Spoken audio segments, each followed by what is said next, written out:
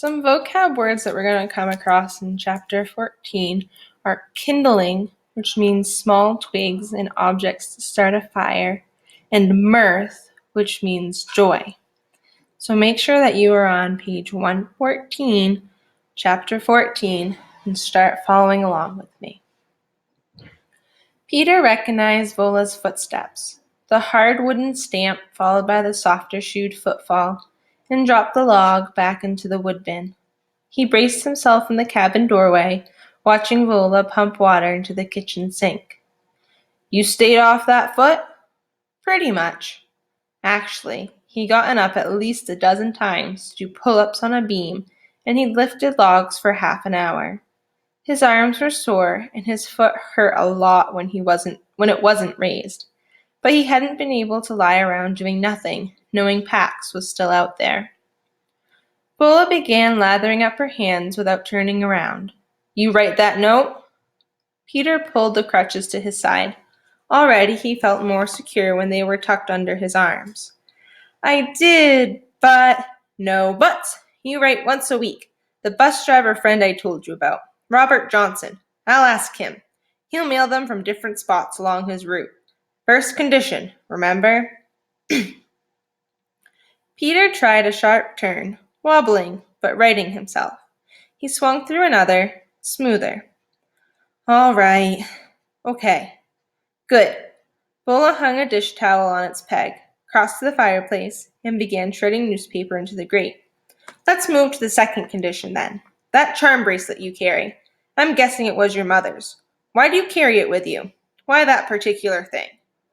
Peter felt his body go instantly rigid, the way it always did whenever anyone asked about his mother, as if it had to freeze to decide whether it was okay to talk about her or not.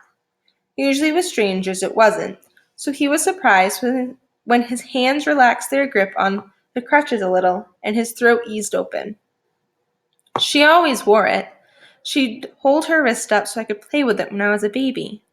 I don't remember that, but I've seen a picture. I do remember her telling me about it, though. About the charm. I mean, it's a phoenix. That's a special bird.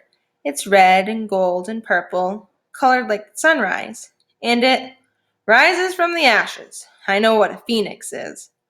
"Right, but out of its own ashes. That's the part Mom cared about." "Its own ashes?" "When it gets worn out, it builds itself a nest high in a tree, away from everything." Peter stopped. It suddenly occurred to him that Vola's cabin felt like a nest. He circled on the crutches to look around. Yes, a secret, protected nest surrounded by trees and away from everything. He turned back to Vola, who was cross-stacking kindling.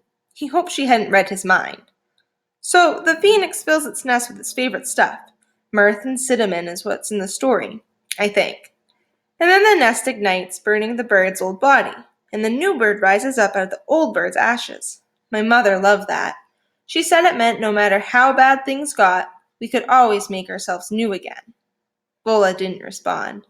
She touched a match to the shredded paper and watched it as it caught fire. Her face looked grim in the light of the new flame. She added two logs, and then a third. "Go try those crutches outside while there's still some light," she said without looking up. Peter opened the front door and navigated the step, relieved to get away. He didn't have a clue what he'd said wrong. Living in the woods all alone probably made a person weird. But she was right. He needed to practice outside. He lost a whole day now. A whole day. Maybe he didn't need time to train and heal. Maybe he did need some time to train and heal, but he was leaving as soon as he could. He left the cleared yard and headed to where the uneven ground was snarled with roots and brushes. It took a tortuously long time to circle the cabin. His second turn around was a little faster, and by the fifth circuit he felt almost comfortable. But he was bathed in sweat when he swung back inside. The cabin was quiet except for the gentle crackling of fire. Vola sat in an armchair, sewing something yellow. The quiet and the way the setting sun seemed to wash the cabin in peace, as if everything were right with the world, suddenly felt mocking to Peter. Everything was wrong with the world. Another day had passed when Pax had been out there alone. Another night was coming when he would be cold, probably hungry, and scared too. And what if he hadn't found water? He took a lurching swing across the room. Halfway across, one crutch caught on a rug, and he had to stab the other into the wall to keep from crashing into a lantern. Shorter steps. You'll get the hang of them after a while. After a while? My fox will be dead in a while. He dropped the crutches and sank into the chair at the kitchen table. What's the point, anyway? How is this supposed to work out? Vola dropped her sewing. What do I look like, a magic 8-ball? She went out to the porch and came back with a bag of ice. Then she lifted Peter's foot to a chair and arranged the ice over it. I don't have your answers. The sight of his useless foot reminded him of everything he couldn't do now. He looked away. Why not? Aren't you supposed to be wise and all, living here by yourself with all of these? He threw his thumb toward the jumble of notes tacked on the boards behind him. All these philosophy bingo cards. You're supposed to be wise, at least, aren't you? Or witchy or something? Peter almost didn't recognize himself, back-talking the woman like this. He felt as if he were short-circuiting, as if his impulses were leaping directly out of him, without passing through his brain. But once again, he wasn't where he should be, and now his foot was too wrecked to get him there, and Pax was still out there alone. Vola pulled a bucket out from the cupboard and set it in the sink. Philosophy bingo cards. She looked only mildly insulted. I'm trying to figure out my own life. I don't have your answers. So who does? And don't say my father, because he's a little absent these days, and because he caused all this. Peter hardened his jaw against saying the words and forced himself to breathe slowly. He wasn't angry. He was just frustrated. Anyone would be. Sudden tears threatened.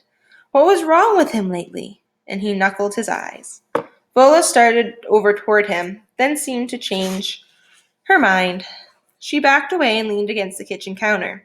You are angry, she said simply, as if she were noting he had dark hair, or the sun was going down.